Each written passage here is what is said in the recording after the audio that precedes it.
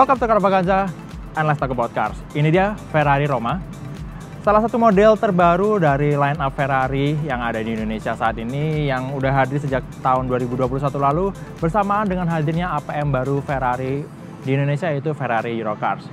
Secara keseluruhan di line up Ferrari, Roma ini diposisikan sebagai entry level dengan performa yang mungkin paling nggak agresif dibandingkan seluruh model lainnya. Mungkin ada yang beranggapan bahwa Ferrari Roma ini hanyalah versi atap fix atau yang atapnya nggak bisa dibuka tutup dari Ferrari Portofino. Bisa dibilang iya, bisa dibilang enggak, apalagi kalau ngelihat pilihan mesin untuk Ferrari Roma ini, yaitu unit V8 3,9 liter twin turbo yang juga udah Ferrari pakai di beberapa model lain seperti di 488, kemudian GTC Lusso T, kemudian juga Portofino yang merupakan alternatif Gran Turismo mesin depan dari Ferrari Roma ini. Tapi kalau dilihat dari pendekatan desain dan teknisnya, Ferrari Roma ini ditujukan untuk konsumen yang baru pertama kali mau beranjak dari mobil mewah di kelas bawah Ferrari untuk masuk ke ranah Ferrari. Jadi Roma ini adalah jalan masuk untuk customer baru untuk bisa bergabung ke klub elit para pemilik Ferrari. Bisa dilihat desainnya ini menunjukkan kombinasi antara aksen futuristik dengan klasik. Kita bisa lihat bonetnya yang panjang, kemudian garis atap yang benar-benar sloping, ini milik proporsi klasik sebuah Gran Turismo.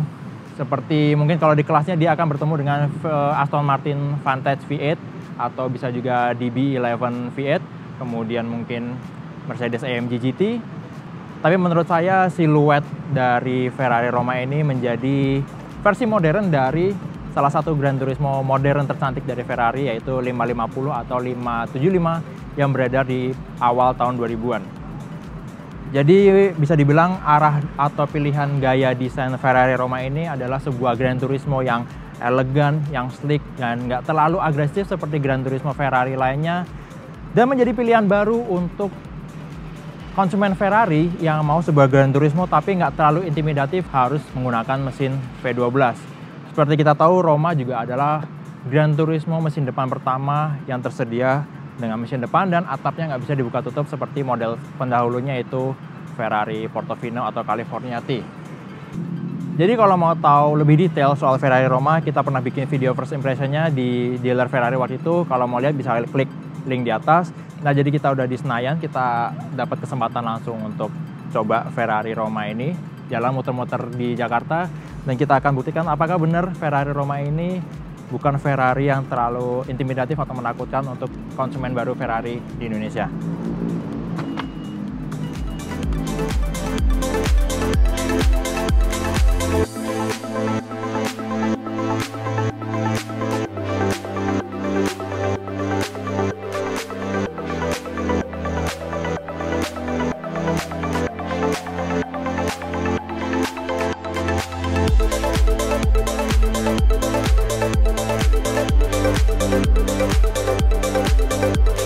Nah, sambil kita nyobain Ferrari Roma ini, jalan muter-muter Senayan di Jakarta, kita juga udah ditemenin perwakilan dari Ferrari Eurocars, Mas Denis. Yes. Nah, kita akan ngobrol dikit nih sama Mas Denis. Roma ini kan bisa dibilang anggota keluarga terbaru ya dari Ferrari sekarang di seluruh line up-nya. Sekaligus nambah pilihan model yang ada. Tapi orang ada yang masih berpikir, ngapain sih ada Roma kalau udah ada Portofino, yang mungkin orang mikir paling bedanya cuma di bentuk eksterior sama atapnya yang bisa dibuka tutup ya. Nah, bisa diceritain nggak Mas, sebenarnya Roma ini posisinya apa dan kenapa Ferrari sekarang punya Roma di line up-nya?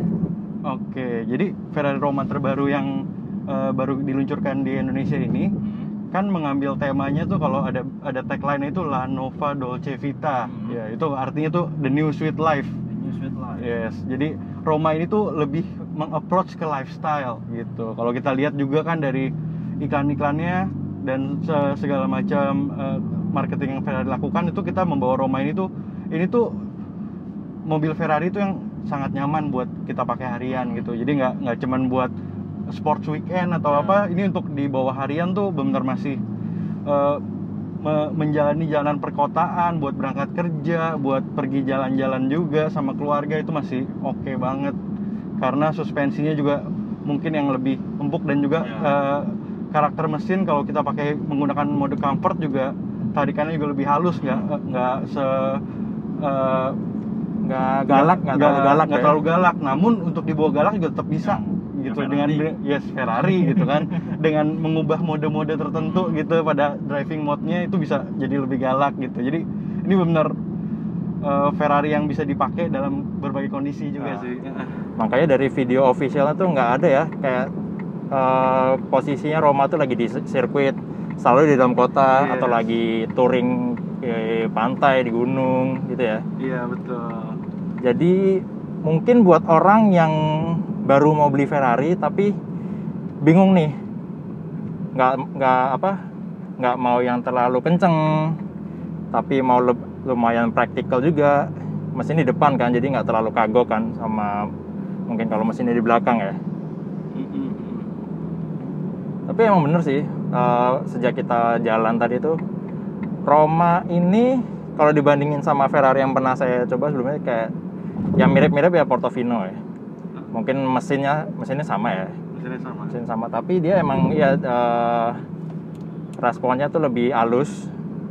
Sama karena transmisinya juga lebih banyak giginya ya. Ini 8-speed ya. 8-speed. Jadi akselerasinya tuh lebih halus, pindah giginya nggak di RPM yang terlalu tinggi. Jadi kita sekarang ini masih di bawah 70 km, udah di gigi 8. Jadi ya, secara teori bisa dibilang dengan Ferrari Roma ini, kalau kita pakai sehari-hari ya agak lebih irit deh untuk konsumsi bahan bakarnya, karena dia akan cenderung di RPM yang lebih rendah. Handling sih kalau bisa dibilang ya masih khas Ferrari, walaupun lebih halus, tapi benar-benar presisi. Dia responsnya cepat. Kita gampang untuk ngebaca pergerakan kemudinya, roda depan apalagi. Kemudian kalau bilang soal suspensinya, ya seperti yang dibilang Mas Dennis tadi, emang suspensinya lebih lembut dibandingkan Portofino. Portofino emang masih agak kasar ya, walaupun kita bisa pilih level keras atau lembutnya suspensi dari Manettino, sama ada tombol suspensi kalau di Portofino.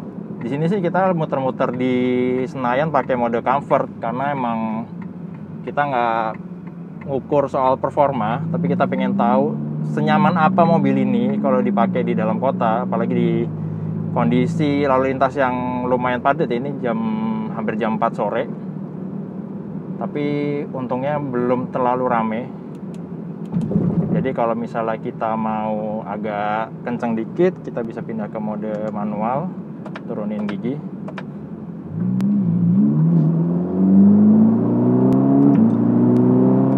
Oh, di mode manual aja perpindahan giginya hampir nggak ada sentakan ya. Itu jadi salah satu nilai plus kalau kita punya Ferrari Roma, tapi mau geber performanya juga, jadi nggak ada sentakan yang kasar waktu kita pindah gigi, baik ke yang lebih tinggi maupun ke gigi yang lebih rendah. Kemudian untuk mungkin customer yang baru pindah dari sports car biasa terus ke Ferrari Roma, ini juga cukup nyaman dari sisi visibilitasnya. Walaupun dari luar mobil ini mungkin kelihatannya kecil, terlalu ramping, atapnya rendah, tapi visibilitas ke arah depan, samping, bahkan ke belakang itu masih lumayan oke. Masih kayak apa ya? Masih kayak bawa sedan biasa sih, cuma emang mungkin posisi duduknya lebih rendah, setirnya lebih direct aja, lebih hidup rasanya. Sama suaranya ini emang masih bisa kita dengerin, walaupun orang banyak yang bilang mesin turbo itu agak di silence ya suaranya ya. Karena aliran suara dari knalpot itu agak ketahan sama turbo. Tapi no problem lah. No, bukan komplain yang gimana terlalu signifikan. Karena mau gimana pun juga, entah mau kenceng atau enggak, kita tetap naiknya Ferrari, walaupun bukan Ferrari yang paling kenceng. Selain itu, bedanya dibandingkan mobil-mobil Ferrari yang lain juga, kita dapat interface terbaru dari generasi kendaraan Ferrari yang paling baru, seperti di bentuk setirnya, kemudian panel instrumennya itu udah full digital, sama seperti di mobil paling kenceng Ferrari saat ini, yaitu SF90 Stradale, dimana di setirnya ini udah pakai tombol seperti haptic touch ya. Jadi mungkin untuk yang sebelumnya masih full tombol fisik, perlu adaptasi sebentar untuk operasi sistem infotainmentnya. Kemudian juga di tengahnya ini ada layar kayak iPad ya. Ini sebenarnya untuk sistem infotainment, bisa untuk navigasi, bisa untuk kontrol AC juga dari sini. Jadi nggak ada tombol fisik lagi untuk kontrol AC-nya. Ya bisa dibilang Roma ini termasuk Ferrari yang masih cukup praktikal untuk dipakai sehari-hari memang, karena memang itu tujuannya. Dan kalaupun kita mau bawa mobil ini lebih kencang, kita bisa mainin fitur Magnetino-nya, karena kita bisa pilih mode berkendara. Ada 5, mulai dari wet, comfort, sport, race, sampai ke ESC off. Tapi kalau belum terbiasa bawa mobil kenceng, saya anjurkan paling mentok di mode sport aja. Karena kalau di mode race tentunya udah diluapin semua performa mesin V8 3900cc twin turbo dari Ferrari Roma ini.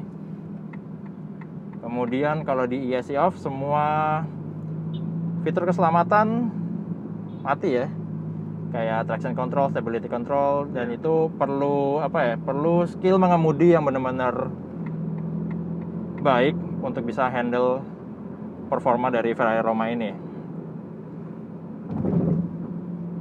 Mungkin bisa dibilang Ferrari Roma ini lebih cocok untuk jadi Ferrari untuk dibawa jarak jauh, karena emang ini adalah sebuah Grand Tourer, Gran Turismo.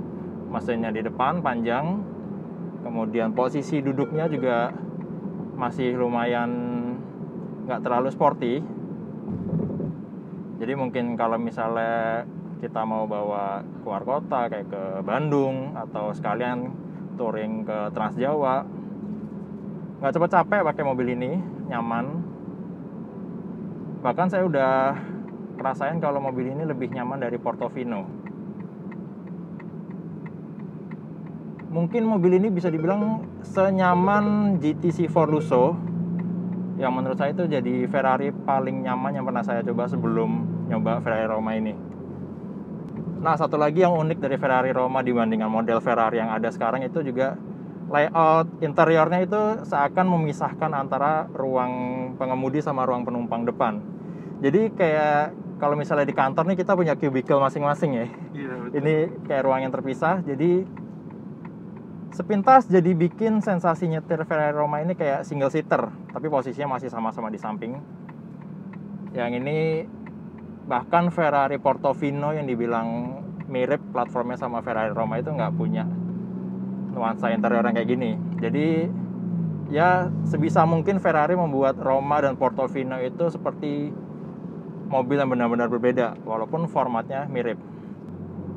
Selain itu, untuk kelengkapan fiturnya, seperti saya bilang tadi, interface full digital di panel instrumennya ini bisa kita manfaatkan untuk pilih tampilan sesuai kebutuhan kita. Kalau kita mau fokus ke performa, mungkin seperti nyetir Ferrari konvensional, kita bisa pilih tampilannya yang nunjukin tachometer besar di bagian tengah. Kemudian kalau kita lagi mau agak santai, ada tampilannya minimalis. Di situ akan terpisah antara tachometer yang hanya strip atas di depan, kemudian di bawahnya sebagian itu nunjukin navigasi. Kemudian ada option ketiga juga nampilin full navigasi di panel instrumennya. Kalau misalnya kita lagi nyari alamat atau lagi berkendara dengan menggunakan Google Maps mungkin yang dikonek ke sistem infotainment. Sekarang kita coba dikit ke mode sport.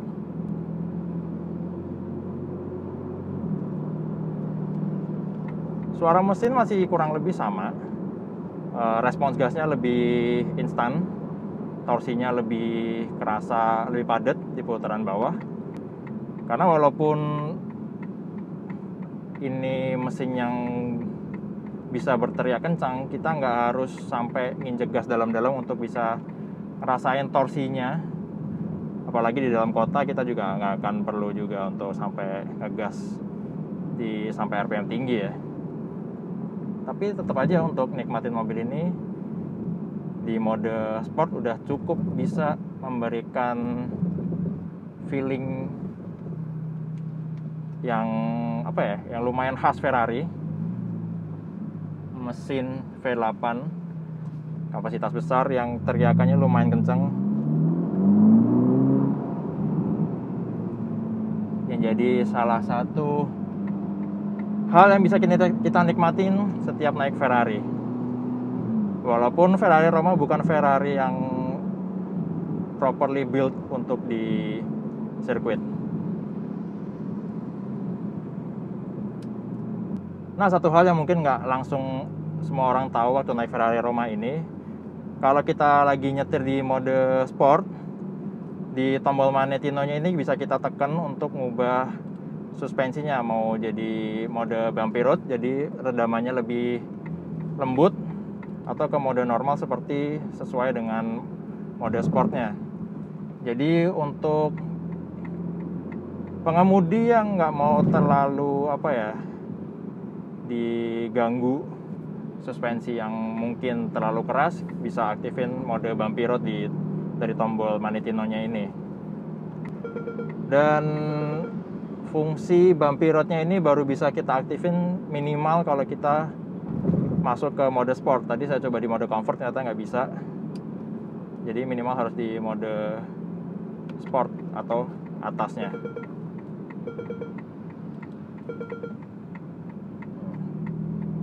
Selain itu, dibandingkan mobil-mobil Ferrari mesin depan yang lain, di Ferrari Roma ini juga nggak ada tombol lift yang untuk naikin suspensi depan kalau misalnya kita mau lewat polisi tidur yang lumayan tinggi. Nah, di Ferrari Roma ini nggak ada karena emang ground clearance-nya udah dibikin lebih tinggi ya Mas ya? Iya, betul. Jadi kita nggak perlu repot-repot. Misalnya mau lewat polisi tidur harus nunggu sambil mencet tombol lift, jadi naik bagian depannya naik pelan-pelan baru kita bisa lewat polisi tidurnya. Jadi ya itu dia salah satu nilai praktikal yang ditawarkan dari Ferrari dengan Roma ini.